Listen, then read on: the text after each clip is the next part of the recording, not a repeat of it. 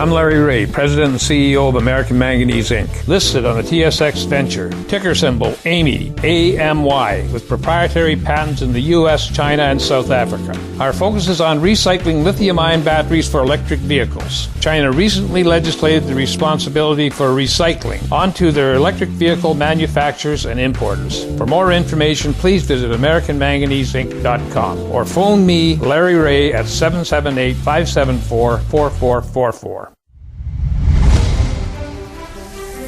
Welcome to the Goddard Report. Comments made on the Goddard Report and TalkDigitalNetwork.com are an expression of opinion only. Here is Jim Goddard.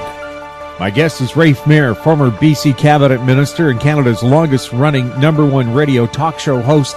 Welcome back to the show, Rafe. Thanks very much, Jim. Nice to be here. Your thoughts on Donald Trump being elected President of the United States? Well, that's two in a row for me, Jim. I predicted that in the Common Sense Canadian in an article on the 14th of September, and not only did I predict that he would win, I predicted for the right reasons, and it turned out to be that way. Now, let me just make it clear, I am certainly no fan of Donald Trump's or anything to do with him. But there's a phenomenon happening in the world, and as you probably know, I've been writing about this particular thing for probably a year and a half or 2 years, and there's a revolution going on, but it hasn't got a head, it hasn't got a soul yet, it hasn't got a catechism, etc., but it's there. And the one basic thing right around the world it has is a hearty dislike of the elite. Now, oddly enough, people who you and I would always have considered elite are often in the vanguard of that fight. And what's happened, Jim, I think we've talked about this, the elite have got too big for their britches, and they control too much, they control too much money, they have too much power, they control all the parliaments to the extent that really their democracy in them is a joke, and they really do what they want to do, and people right around the world are pissed off. Now, I certainly don't want to sound like Nostradamus here, but I saw this coming for quite a while ago, started to write on it, and when Brexit came along, I get a paper from Great Britain, a magazine called Prospect, and I read it religiously, and I read all of the pros and cons of Brexit, and I wrote an article for them. This is probably last April or May, which they didn't publish, but it said, look, you guys have got it wrong. What's going to happen here is that people are really pissed off with what's going on. Since 1975, they thought they were getting into a common market. They find out they're getting into a country. They don't like it. They haven't been consulted. Now, that's not the reason they're going to give, because that's not a really easy reason to articulate. But that's really what's on their mind, that people are upset with being told what the hell to do by the elite. So when Trump came along, Damien and I talked about this. I said, Damien, I got to tell you, I'm going to put our necks on the line here. I think he's going to win, and I think he's going to win for the reason that he's going to get elected by these people. Now, Jim, there's a strange sort of an aspect to this. He was elected by the people who are upset with the elite. There's no question about that. I don't think any political commentator now would argue with that, although they would have at the time. But what's interesting about that is they didn't support him particularly. They weren't his vanguard out there. They weren't his party. He was just the only person available. Trump didn't go after them particularly. He didn't know anything about them, or he'd be smart enough to know anything about them. However, they were there. So they became his people. He became their guy, and they hardly even know each other. I mean, we never get to know each other. And that particular alliance may not ever go anywhere. But that's what happened, and that's why Trump is in. That's why the Democrats are thrown out, plus the fact that they ran a lousy campaign. But basically, there's a sea change going on in this world, Jim, and, I may be nuts, and you may have lots of time to say that, but I don't think so. I think this is happening. It's happening big time. It's slow. It's steady. The elite don't understand it. They don't recognize it yet. They don't know what's the matter. But there are a lot of things that matter, and Donald Trump should be a huge wake-up call. Now, what about his policies? Is he going to flip-flop on what he told the electorate and what he's really going to do? Oh, I think I don't think he's got a policy in his head. Apart from far right-wing stuff, I just don't think he's got any sort of a plan of any of any sort. He's got individual things that he wants to do, but I don't think he's got anything that's really sort of a master plan. But I think what's more worrying than that is the people he's surrounding himself with. This guy Bolton and Guglielmo and so on. That's they have brains and they have policies, and the policies are pretty scary. So I think Trump, it's a one-off, Jim. You've never seen anything like it in your life. I've never seen anything like it in my life. I don't think anybody alive has ever seen a leader of a major country like this before. So you just really don't know. But I don't get the sense that he's got some secret agenda going here. I think he's just like he seemed to be, a loose cannon on the deck, but he's the president, and he's going to have a lot of people around him going to be able to do pretty well what they want to do because they're in his cabinet and his inside circle. Well, he wants his adult children to have top secret security clearance and at the same time run his businesses. Wouldn't that give them an unfair edge and a conflict of interest? Oh, the whole term conflict of interest seems to have lost any meaning. And, you're right. You've hit upon a very important point here. He has got so many conflicts of interest and he cares so little about them. You also have to believe that if he's that careless about them himself, he doesn't much care about those of his colleagues and the people he's got in cabinet and the people he puts into major positions and so on. And you've now got just everybody is self-interested, and the day of the noble businessman putting all his stuff in trust and going into government as $1 a year, man, that died with World War II. But this one is even worse. I shudder to think of what it's going to be like when we take a look at the whole, massive setup. And somebody's going to examine that. Someone's going to examine that, and they're going to say, look at this, and there's like graphs of lines going here, there, and everywhere. Trump doesn't bother him a bit. That sort of thing never crosses his mind as being a problem. And you're right. It's something that we should all be concerned about, but I don't know what the hell we can do about it. And he neither recognizes it nor cares about it. Well, after his first meeting with President Obama for the transition, they took an hour and a half for Obama to explain to him that being president is more than just saying you're fired. Well, Obama has come out of all of this looking very, very good. Mind you, he was looking pretty good, I thought, anyway, throughout most of his presidency. When you think of what he had to put up with the day he got in and the mess he had to clean up, but he got, I think, more statesman-like as time went on. And people are, I think, going to now look and compare Trump, and they're going to just wonder what the hell they've got. But I think, the message from Obama and then from his wife and others are, this is a serious game, Trump.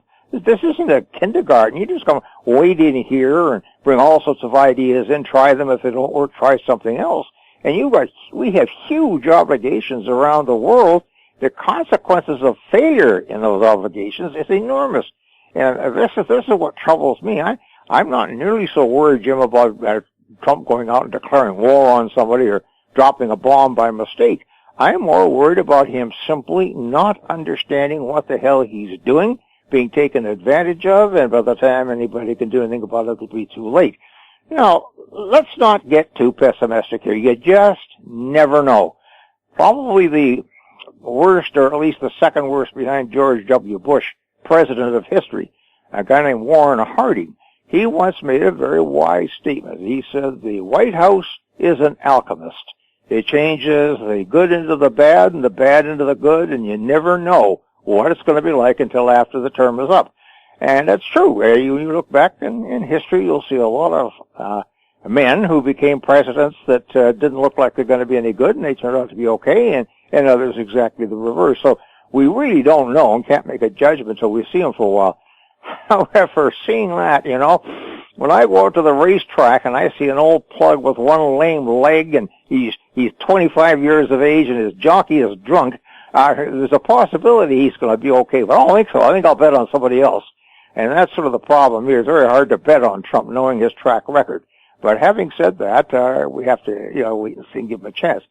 The other thing that I worry more about, worry a lot about, is the social issues. I'm a Democrat by instinct, probably a small L liberal and blah, blah, blah, blah, blah. And I am happy to see that society is getting more and more caring about its it's less advantaged and so on, and we're moving more into an area where we're all one and that sort of thing. And I would not want to be unemployed, black, any kind of Muslim, etc. A woman.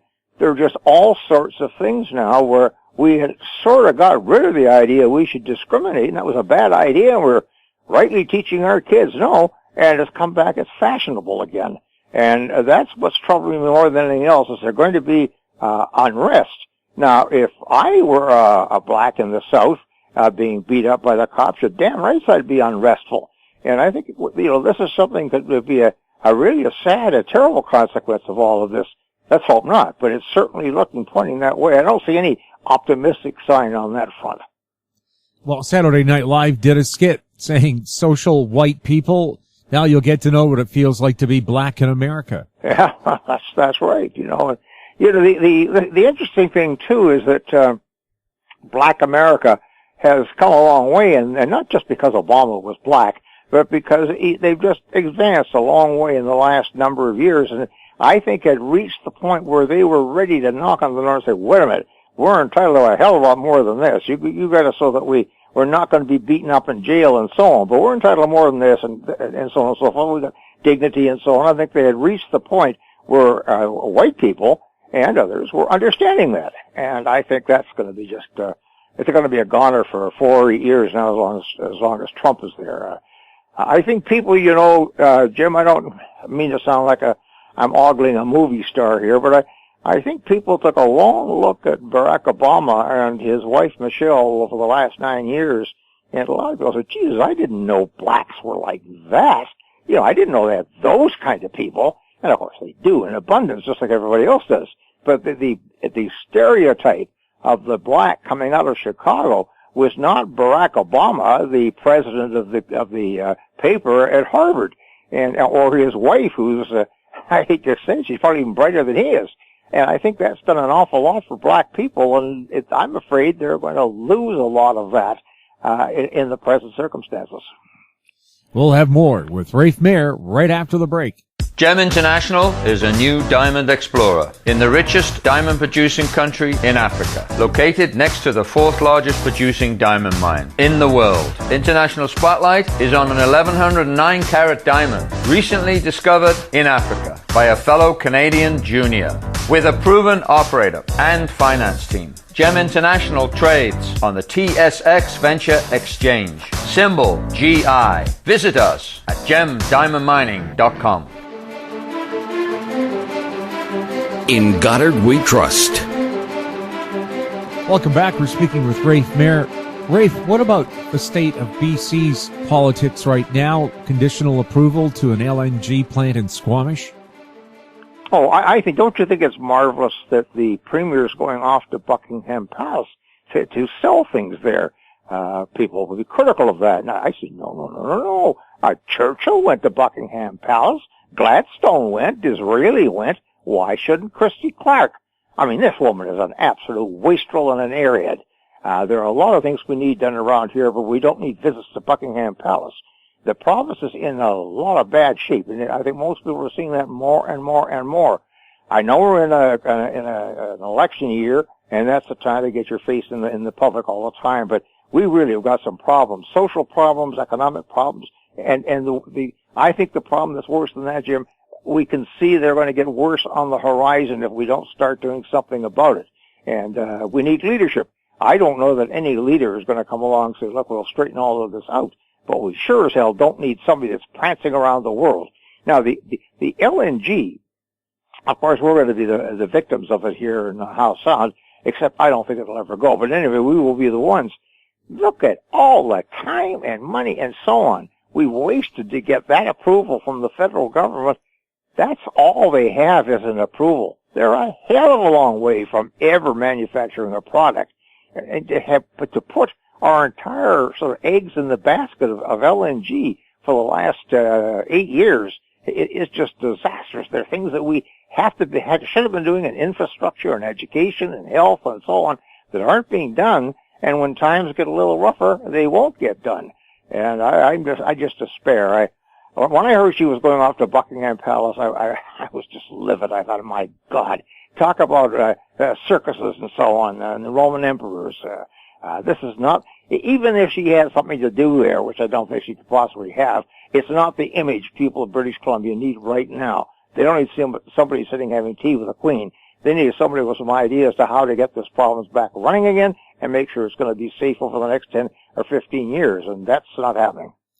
This wave of deaths from drug overdoses, Christy promised before the last election she'd have 500 new treatment beds. She still doesn't have them. She says, well, if you elect me, maybe I'll put them into place. Broken promises since she was elected? You know, Jim, she is probably the luckiest premier I've ever seen.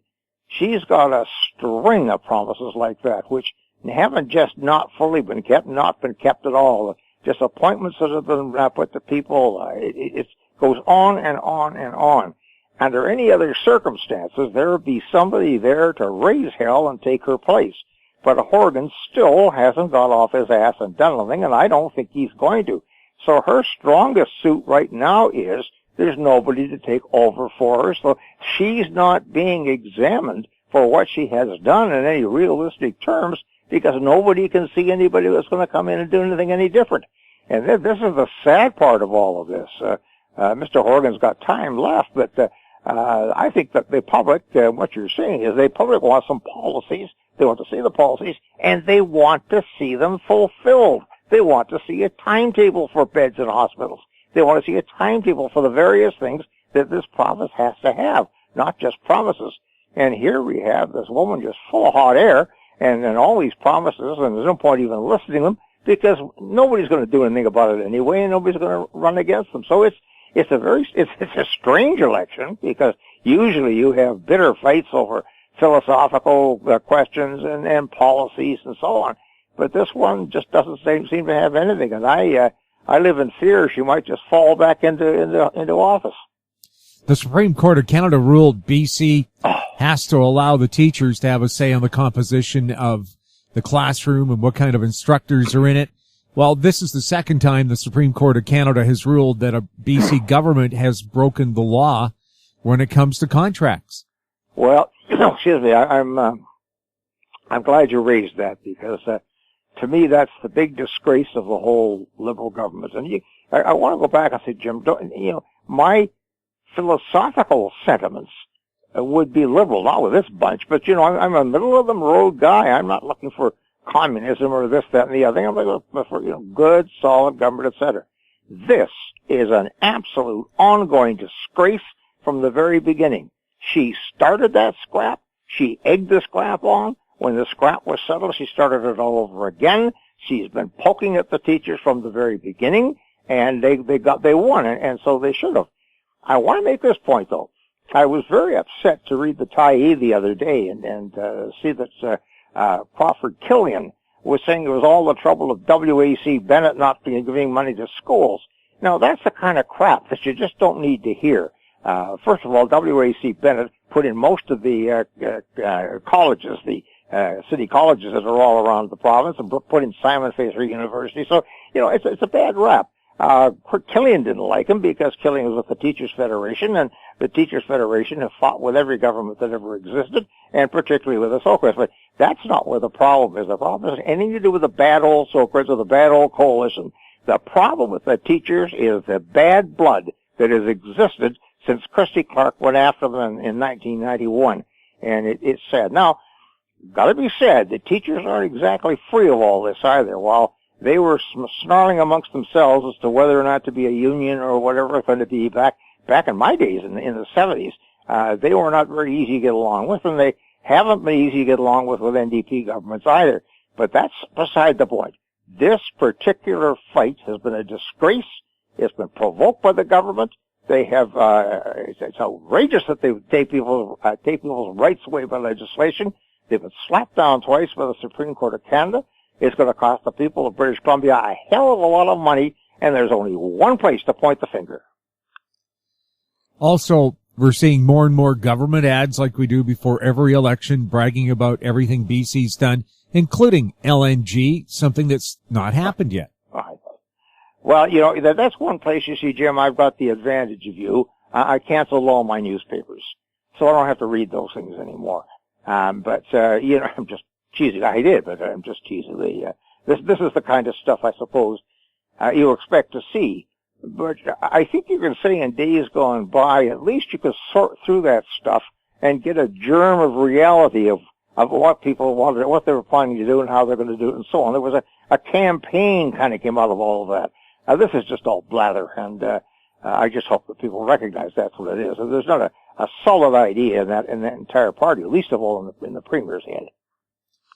If you're the leader of the NDP, what would you do to have a chance to win the next election? Resign. Let somebody else take over. I mean, I know that sounds trite, but I don't think that Mr. Horgan is up to this kind of a campaign in this kind of a system. I think he's an extremely bright man. Don't misunderstand me. He's a very personable man from what I know of him and from what I'm told. I'm sure he's a very fine family man and all of the rest of it.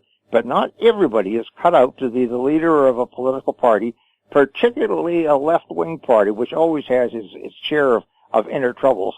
And I don't think Mr. Horgan is handling it. And I honestly think that somebody else should take over, and he ought to be man enough to stand up and say, "Yep, I think it's about time. It's the last chance we have. We better do it quickly. Let's do it."